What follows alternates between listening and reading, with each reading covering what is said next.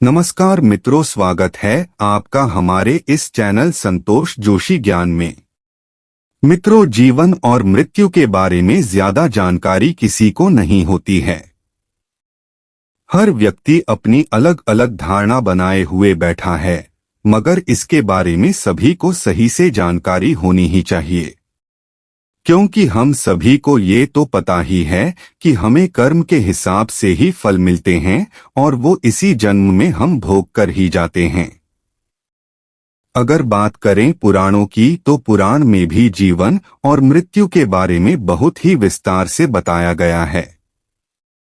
गरुड़ पुराण में तो मृत्यु के बारे में बहुत ही संक्षिप्त में बताया गया है। गरुड़ पुराण हिंदू धर्म के 18 महापुराणों में एक धार्मिक ग्रंथ है।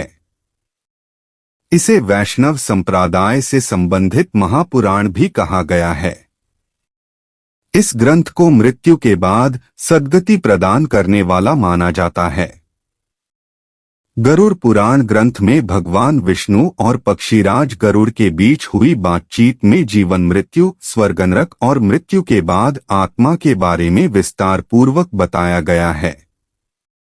इसके अनुसार व्यक्ति की मृत्यु के लिए भी समय होता है। जिस तरह से हर काम को करने के लिए कोई निश्चित समय होता है और व्यक्ति को कब क्या करना है ये सब पहले से ही लिखा होता है, बस ठीक ऐसे ही मृत्यु का भी एक निश्चित समय होता है। जिस वक्त आपकी मृत्यु लिखी होगी उसी वक्त आपको जाना होगा। इसके अलावा एक और मृत्यु के बारे में आप सभी ने अवश्य सुना होगा, जिसे अकाल मृत्यु कहते हैं। अक्सर आपके आसपास के लोग अकाल मृत्यु के बारे में बातें किया करते होंगे। क्या आपको पता है कि अकाल मृत्यु आखिर होता क्या है और जब किसी व्यक्ति की अकाल मृत्यु हो जाती है तो उसके बाद क्या होता है? अगर नहीं तो आज इस वीडियो में आपको हम इसी के बारे में बताने जा रहे हैं। आगे बढ़ने से पहले वीडियो को एक लाइक कर दीजिए और चैनल को सब्सक्राइब कर लीजिए। तो चलिए बढ़ते हैं आगे। अगर हमें ये जानना है कि अकाल मृत्यु होने के बाद क्या होता है, तो उससे पहले हम सभी के लिए ये जानना बेहद जरूरी है कि आखिर ये अकाल मृत्यु होता क्या है। गरुड़ पुराण के अनुसार हर व्यक्ति के जीवन के 7 चक्र होते हैं। हर मनुष्य को जीवन में इन 7 चक्रों को पूरा करना रहता है। अगर कभी कोई मनुष्य इन 7 चक्रों को पूरा नहीं कर पाता है, या फिर कह लीजिए कि वो अकाल मृत्यु को प्राप्त हो जाता है, तो मरने के बाद भी उसे कष्टों से छुटकारा नहीं मिलता है। मनुष्य को मरने के बाद भी ढेर सारे कष्टों को झेलना पड़ता है। गरुड़ पुराण में अकाल मृत्यु के बारे में भी बताया गया है। इस पुराण के अनुसार अगर कोई व्यक्ति किसी दुर्घटना में, जल में डूबने से, या सांप के काटने से, या फिर किसी रोग के कारण, या फिर गले में फांसी का फंदा लगने से, या फिर भूख से पीड़ित होकर, या फिर किसी हिंसक प्राणी के द्वारा मारा जाता है, तो ऐसा ही व्यक्ति अकाल मृत्यु को प्राप्त हो जाता है। ऐसा गरुड़ पुराण के सिंहावलोकन अध्याय में बताया गया है।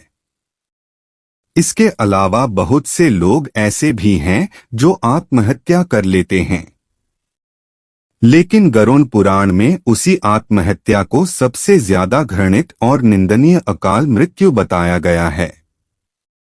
ऐसा माना जाता है कि अगर कोई आत्महत्या करता है तो इसका मतलब यह होता है कि वह ईश्वर का अपमान करता है।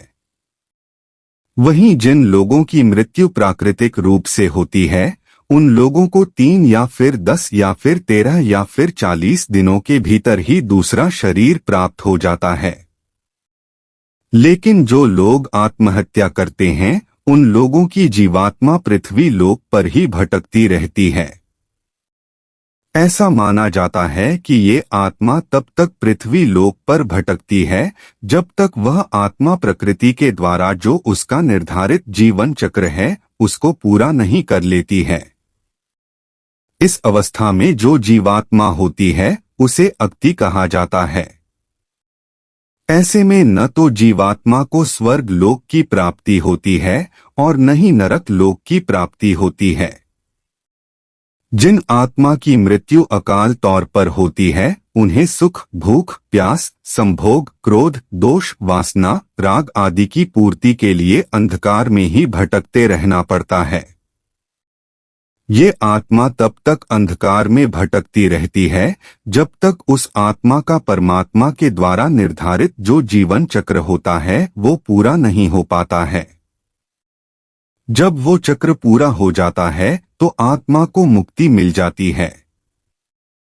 प्राकृतिक रूप से मरने वाले लोगों को सीधे मोक्ष की प्राप्ति होती है, लेकिन कुछ लोगों की प्राकृतिक मृत्यु नहीं होती है, जैसा कि अभी हमने आपको ऊपर बताया। तो उन लोगों की जो आत्मा है वो भटकती रहती है। यही भटकती आत्मा बाद में भूत प्रेत बन जाती है और लोगों को परेशान करती है। भूत प्रेत जो शब्द है वो हमेशा अशरीरी अतृप्त आत्माओं के लिए ही उपयोग किया जाता है। इस स्थिति में होता क्या है कि मनुष्य का शरीर तो नष्ट हो जाता है, लेकिन उसकी आत्मा का संसार से बंधन बंधा ही रहता है। जब कोई इंसान मरता है तो सबसे पहले उसके हाथ पैर सुन्न हो जाते हैं, इसके बाद उसका शरीर सुन्न हो जाता है और सबसे अंत में व्यक्ति के मस्तिष्क से हृदय का जो संबंध है वो टूट जाता है। फिर जो जीवात्मा होती है वो शरीर से निकल जाती है। जब कोई व्यक्ति जहर खाने से, अचानक चोट लगने से, शरीर के जल जाने से या फिर किसी अन्य दुर्घटना की वजह से मृत्यु को प्राप्त हो जाता है तो उन्हीं की आत्माएं जो होती हैं वो भूत प्रेत बन जाती हैं। यही वो स्थिति होती है जिसमें व्यक्ति का शरीर तो नष्ट हो जाता है, परंतु जो आत्मा होती है वो वहीं आसपास भटकती रहती है या फिर शरीर के किसी हिस्से के पास में ही रहती है। इसके साथ ही आत्मा की जो भी इच्छाएं होती हैं वो भी बनी रहती हैं, लेकिन जैसा कि हम जान ही चुके हैं कि आत्मा के पास शरीर तो होता नहीं है, तो वो उन इच्छाओं को पूरा नहीं कर पाती है। ऐसे में ये आत्माएं अपनी इच्छाओं को पूरा करने के लिए अपने आसपास के व्यक्तियों को कष्ट देना शुरू कर देती हैं। ऐसा माना जाता है कि इन आत्मा के जो पितृ होते हैं वो इसलिए असंतुष्ट होते हैं क्योंकि उनकी मुक्ति के लिए कोई भी प्रयास लोगों के द्वारा नहीं किए जा रहे होते हैं और लोग अपना जीवन अच्छे से व्यतीत कर रहे होते हैं। यही कारण है कि अकाल मृत्यु हो जाने के बाद जो अतृप्त आत्मा होती है वो अपने कार्यों को पूरा करने के प्रयास में दूसरे लोगों के शरीर में अपना ठिकाना बना लेती है।